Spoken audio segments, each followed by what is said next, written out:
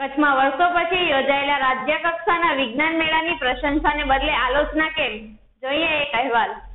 જિલ્લા મથક ભુજની સૂર્યવર્ષાણી એકેડમી ખાતે યોજાયેલ રાજ્ય કક્ષાના વિજ્ઞાન મેળાના આયોજનની પ્રશંસા કરવાને બદલે નિંદા શા માટે કરવામાં આવે છે? દાયકા પછી જિલ્લાને વિજ્ઞાન મેળાના યજમાન બનવાનો મોકો મળ્યો. સમગ્ર રાજ્યની શાળાના બાળકોએ 500 કૃતિઓ રજૂ કરી. એક કૃતિ સાથે 2 વિદ્યાર્થીઓ અને 1 શિક્ષકને પ્રવેશની છૂટ હતી, જેની સામે ઘણી શાળાઓએ 2 શિક્ષકો અને 4 વિદ્યાર્થીઓ મોકલ્યા, તો અમુક વિદ્યાર્થીઓ સાથે તેમના વાલી પણ આવ્યા હતા. ઘણા વાલીઓ પોતાની 4-વ્હીલ ડ્રાઈવર સાથે લઈને આવ્યા હતા. આમ 1500 અતિથિઓને સામે 2000ની સંખ્યા પર મહેમાનોનો આંકડો પહોંચ્યો હતો. તેથી જમવા માટે વ્યવસ્થાના જાણ રૂપે પાસ રાખવામાં આવ્યા હતા. 1-2% લોકો પાસે ભોજન પાસ ન હતા. તેમની પાસે ભોજનના કાઉન્ટર ઉપર પાસનો આગ્રહ રાખતા આ નારાજ લોકોએ પોતાની ફરિયાદ મીડિયા સુધી પહોંચાડી અને મીડિયાએ વિજ્ઞાન મેળાના સંચાલન વિરુદ્ધ લખી નાખ્યું. મહિનાઓની મહેનત અને સૂક્ષ્મ આયોજન પ્રશંસા કરીને કચ્છની મહેમાન ગતિને બિરદાવી હોત તો કચ્છની ખુમારી ઓર વધી હોત. સૂર્યવર્ષાણી શાળાના મેનેજિંગ ટ્રસ્ટીઓ તેમના પરિવાર સાથે જમવાના કાઉન્ટર ઉપર ઉભા રહી મહેમાનોને પીરસ્યું છે. આ વાત નજરે જોનાર ઘણા સાક્ષીઓ છે. ફક્ત ભોજન પાસને કારણે ઊભી થયેલી આ ગેરસમજણે આયોજકોના જુસ્સાને ઠંડો કર્યો. આ ઠંડીમાં 2000 લોકોને સાચવવા એ પણ કોઈ પણ તકલીફ પહોંચાડ્યા વગર એ સફળ આયોજનનું ઘાતક છે.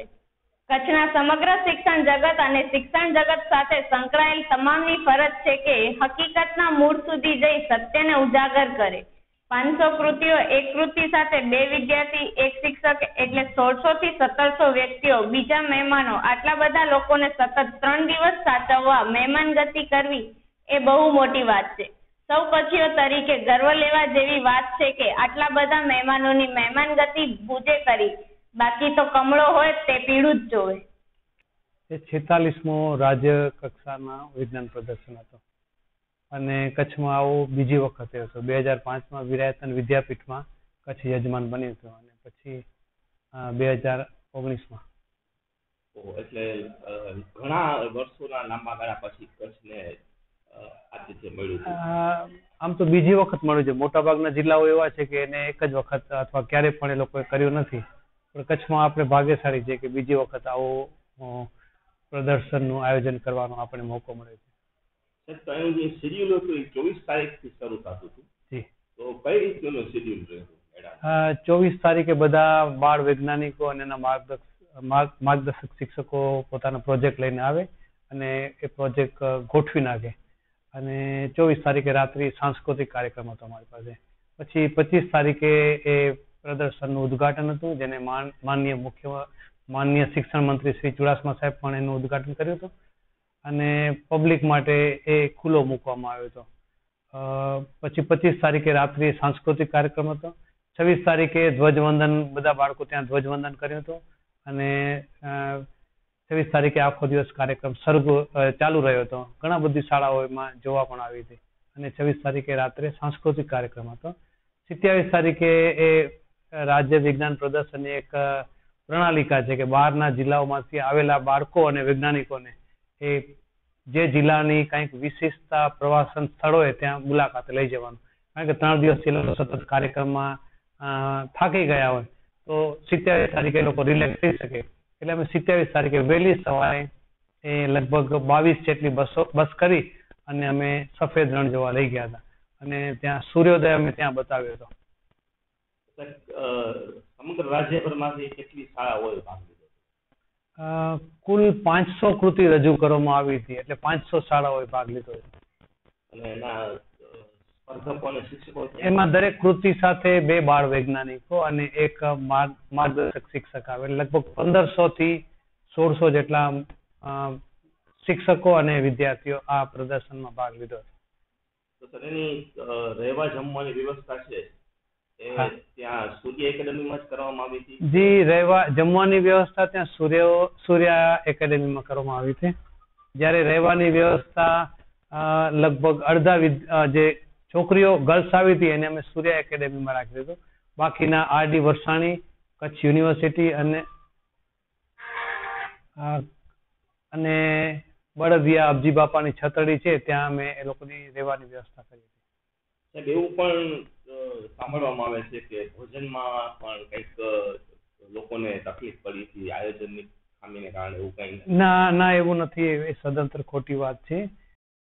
ભોજન માટે એક વ્યવસ્થાના ભાગ તરીકે અમે નક્કી જ કર્યું હતું કે જે બાળકો અને વિદ્યાર્થીઓ અને શિક્ષકો ભાગ લેવા આવ્યા છે એને આપણે પાસ સાથે જ જમવા માટે પ્રવેશ આપીએ, કારણ કે વ્યવસ્થાના ભાગ તરીકે જેથી કરીને આપણે એક્ઝેક્ટ આંકડો મળી જાય કે કેટલા લોકો જમવા આવવાના છે. એટલે દરેકને અમે સૂચના આપેલી હતી કે પાસ સાથે જ આપણે ભોજનમાં પ્રવેશ આપવો, અને કદાચ શક્ય હશે કે કોઈની પાસે પાસ નહીં હોય અને ત્યાં આયોજકોએ પાસ માંગ્યો હશે તો કદાચ એ લોકોને થોડી ખોટું પણ લાગી ગયું, પણ પાસ એક પ્રણાલિકા હતી કે પાસ હોય તો જ આપણે એને જમવા.